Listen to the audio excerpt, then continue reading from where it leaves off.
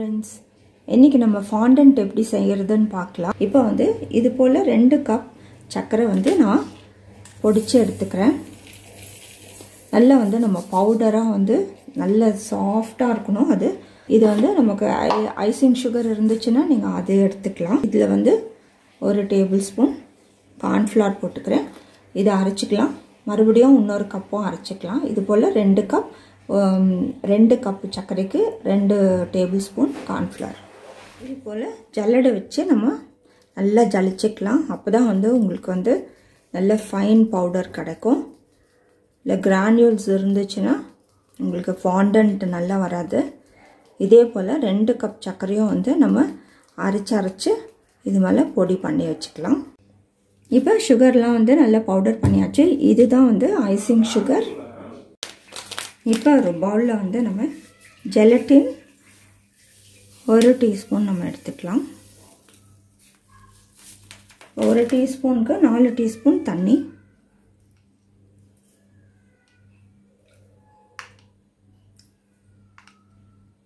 இதை வந்து நல்லா கரைச்சிக்கலாம். இப்போ ஒரு பாத்திரத்தில் வந்து தண்ணி சூடு பண்ணிக்கலாம். கொதிக்கணும்னு அவசியம் இல்லை.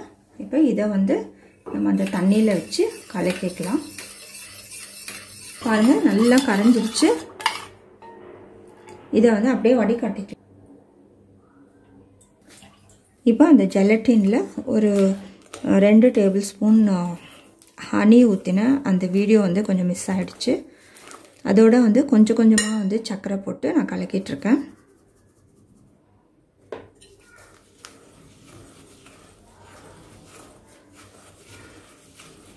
ஜெலட்டினில் வந்து நீங்கள் கொஞ்சம் கொஞ்சமாக தான் சர்க்கரை போட்டு கலக்கணும். ஃபுல்லாக ஒன்றா போட்டுடாதீங்க, ஏன்னா கலக்கிறது கஷ்டமாக போயிடும்.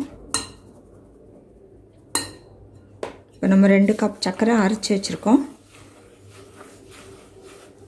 இப்படியே வந்து கலக்கிட்டே இருக்கலாம். இப்படியே வந்து சர்க்கரை வந்து போட்டு ஒரு டோ மாதிரி, சப்பாத்தி டோ மாதிரி வர வரைக்கும் நம்ம பிசைஞ்சிக்கலாம். இப்போ பாருங்கள், நல்ல கெட்டியாக ஆகிடுச்சு. கொஞ்சம் வந்து சர்க்கரை பொடி நம்ம இதில் போட்டுட்டு இன்னும் கொஞ்சம் பிசைஞ்சிக்கலாம். இது இப்படி கெட்டியாக தான் இருக்கும். நம்ம வந்து கொஞ்சம் சாஃப்டாக ஆகிற வரைக்கும் பிசைஞ்சிக்கலாம்.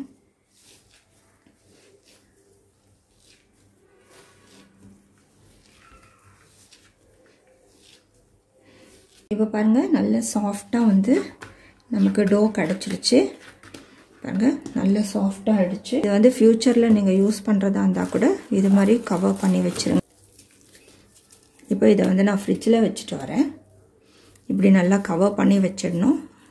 இதை வந்து ஃப்ரிட்ஜில் நம்ம வச்சிடலாம். ஃப்யூச்சரில் எப்போ யூஸ் பண்ணணுன்னாலும் ஃப்ரிட்ஜிலேருந்தே எடுத்து கொஞ்ச நேரம் நல்லா வந்து பிசைஞ்சிட்டு நம்ம யூஸ் பண்ணலாம். இப்போ வந்து நம்ம கேக்குக்கு யூஸ் பண்ண போகிறோம். ஆனால் கூட ஒரு 2 ஹவர்ஸ் ஆகுது வந்து இது இருக்கணும். அப்போ தான் வந்து நம்ம அது நமக்கு ஏற்ற மாதிரி டிசைன் வரும். நம்ம வந்து ஸ்ட்ரெச்சபிளாக இருக்கும், கொஞ்சம் சாஃப்டாகவும் இருக்கும். நம்ம ப்ளம் கேக் பண்ண போகிறோம். இதில் வந்து கிரேப் ஜூஸும் முட்டையும் ஆட் பண்ணி நம்ம பண்ணலாம். சில பேர் வந்து ஆரஞ்சு ஜூஸ் ஆட் பண்ணுவாங்க, ஒயின் ஆட் பண்ணுவாங்க. இதுக்கு முதல்ல வந்து நம்ம ஒரு 1/4 கப் வந்து நட்ஸு, ஃப்ரூட்ஸ் எல்லாம் எடுத்துக்கலாம், ட்ரை ஃப்ரூட்ஸ் எல்லாம். இதில் வந்து எல்லா மிக்சட் நட்ஸ் வந்து 1/4 கப் போட்டிருக்கேன்.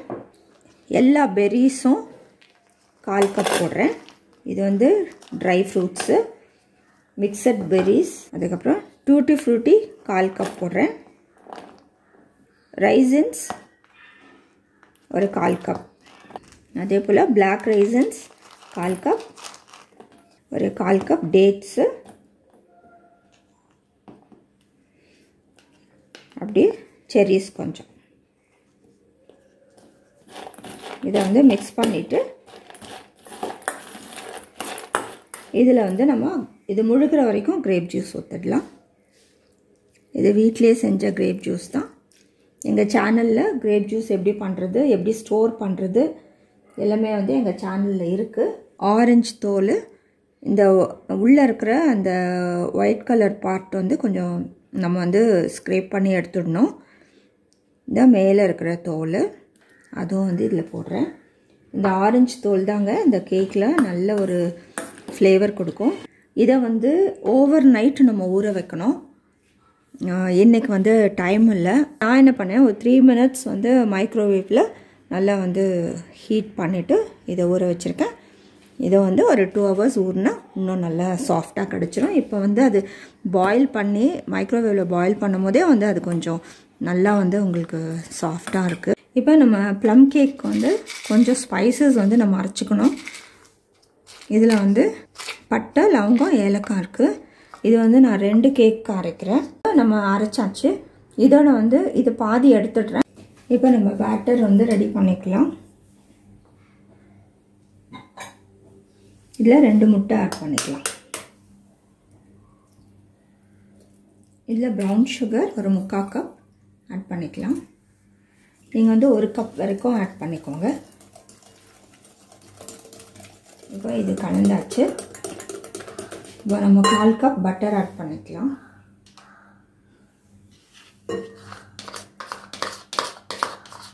இதையும் நல்லா கலந்து விட்டுலாம். இப்போ இது நல்லா கலந்தாச்சு.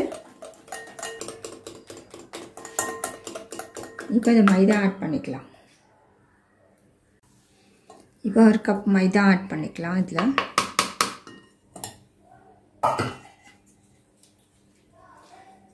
1 teaspoon baking powder, 1/2 teaspoon baking soda, அப்புறம் அந்த மசாலா பவுடர், கொஞ்சம் சினமன் பவுடர் ஆட் பண்ணிக்கலாம். இப்போ இது எல்லாத்தையும் ஜலிச்சுக்கலாம். இப்போ இதை நல்லா மிக்ஸ் பண்ணி விட்டுறலாம்.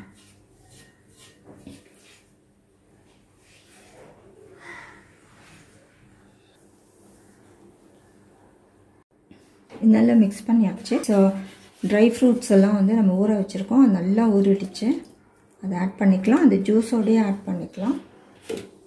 கொஞ்சம் ஆரஞ்சு ஜஸ்ட் ஆட் பண்ணிக்கலாம். 1 டீஸ்பூன் ஆட் பண்ணிக்கலாம். 1 டீஸ்பூன் வனிலா எசன்ஸ் ஆட் பண்ணிக்கலாம்.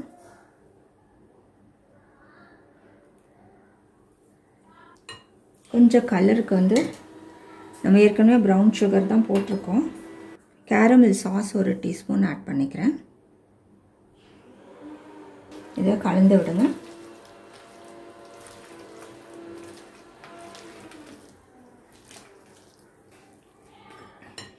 இதில் கொஞ்சம் கிரேப் ஜூஸ் ஆட் பண்ணுறேன்.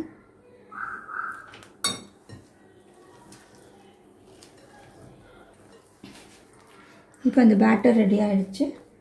நம்ம வந்து பேக்கிங் எதில் பேக் பண்ணுறோமோ அதில் ஊற்றிக்கலாம். நான் வந்து இதில் வந்து இதை வந்து பட்டர் க்ரீஸ் பண்ணி வச்சுருக்கேன். ப்ளஸ் பட்டர் பேப்பர் போட்டு வச்சுருக்கேன். இதில் வந்து நம்ம ஆட் பண்ணிக்கலாம். இப்போ குக்கர் வந்து 10 minutes ஹீட் ஆகிடுச்சு. இப்போ நம்ம உள்ளே வச்சிடலாம். உள்ளே வந்து ஏதோ ஸ்டாண்டு மட்டும்தான் போட்டிருக்கேன். இப்போ நம்ம மூடி போட்டுடலாம். உப்பெல்லாம் போடல, வெறும் குக்கர் தான். கேஸ்கட்டோ இல்லை எதுவுமே போடல. இப்போ இது வந்து மீடியம் ஃப்ளேமில் கரெக்டாக 40 minutes இருக்கட்டும். இப்போ இது ஆறட்டும். அதுக்கப்புறம் நம்ம மேலே ஃபாண்டன்ட் கவர் பண்ணிக்கலாம். இப்போ ஃபாண்டன்ட் வந்து நான் ஃப்ரிட்ஜிலேருந்து எடுத்துட்டேன். நமக்கு தேவைப்படுறத வந்து கட் பண்ணிக்கலாம். இது வந்து நம்ம வந்து கொஞ்சம் நேரம் பிசைஞ்சிக்கலாம். ஏன்னா ஃப்ரிட்ஜிலேருந்து எடுத்ததுனால வந்து கொஞ்சம் ஹார்டாக இருக்கும். இதை கொஞ்சம் நேரம் வந்து பிசைஞ்சிக்கலாம். கொஞ்சம் சுகர் பவுடர் போட்டுக்கலாம். இப்போ இதை வந்து நல்லா பிசைஞ்சோன்னா நல்லா சாஃப்டாகிடும். ஏன்னா நம்ம ஃப்ரிட்ஜில் வந்து எடுத்துருக்கோம். பாருங்கள், நல்லா ஸ்ட்ரெச்சபிளாக இருக்குது.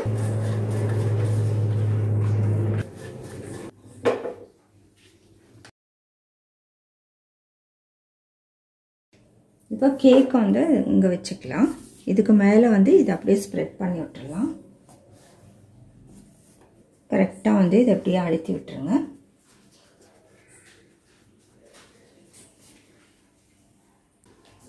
இப்போ இந்த ஓரெல்லாம் கட் பண்ணிடலாம். இப்போ இது ஃபுல்லாக கவர் பண்ணியாச்சு. இதுக்கு மேலே நம்ம டிசைன்ஸ் போட்டுக்கலாம். இப்போ இதுக்கு வந்து ரெட் கலர் போட்டுக்கலாம். இதுக்கு நான் க்ரீன் கலர் போடுறேன். 2 கலரும் வந்து நம்ம இது பண்ணியாச்சு. இப்போ வந்து நம்ம என்ன டிசைன் பண்ணணுமோ பண்ணிக்கலாம். இப்போ பாருங்கள், இது மாதிரி வந்து நான் ஸ்ட்ரிப்ஸை கட் பண்ணி வச்சுருக்கேன். இது போல் வந்து இந்த கட்டர் யூஸ் பண்ணி இதை வந்து கட் பண்ணி வச்சுருக்கேன். இப்போ வந்து இதை போ பண்ணிக்கலாம். இதை இங்கே ஒட்டிடுங்க.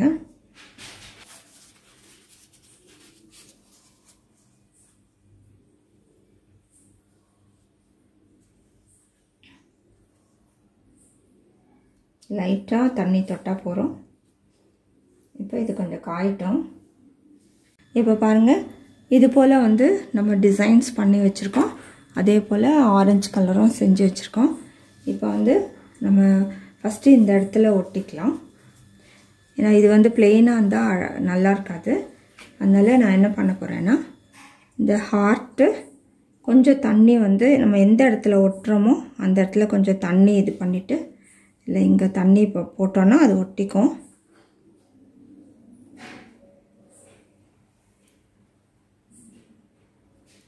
உங்கள்கிட்ட என்ன வேறு டிசைன் இருந்தால் நீங்கள் அது போல் வந்து நீங்கள் செஞ்சுக்கலாம். நம்ம இது வந்து நம்மளோட இஷ்டம்தான். இப்படியே வந்து நம்ம சுற்றிரும் வச்சிடலாம். ஃபாண்டன்ட் ப்ளம் கேக் சூப்பராக ரெடி ஆகிடுச்சு. உங்களுக்கு இஷ்டப்பட்ட டிசைன்ஸ் வந்து நீங்கள் போட்டுக்கலாம். இந்த ஃபாண்டன்ட் வந்து நல்லா ஃப்ரிட்ஜிலேருந்து எடுத்த உடனே கொஞ்சம் நம்ம பிசைஞ்சிட்டு நமக்கு வேண்டிய டிசைன்ஸ் செஞ்சு வச்சிட்டோன்னா அதுக்கப்புறம் வந்து பாருங்கள், இது நல்லா ஹார்ட் ஆகிடும். நீங்களும் வந்து செஞ்சு பார்த்து உங்களோட கமெண்ட்ஸ் எங்களுக்கு போஸ்ட் பண்ணுங்கள். இந்த வீடியோ பிடிச்சிருந்தால் லைக் பண்ணுங்கள். முதல் முறை எங்கள் சேனல் பார்க்குறவங்களா இருந்தால் சப்ஸ்கிரைப் பண்ணுங்கள். தேங்க்ஸ் ஃபார் வாட்சிங்.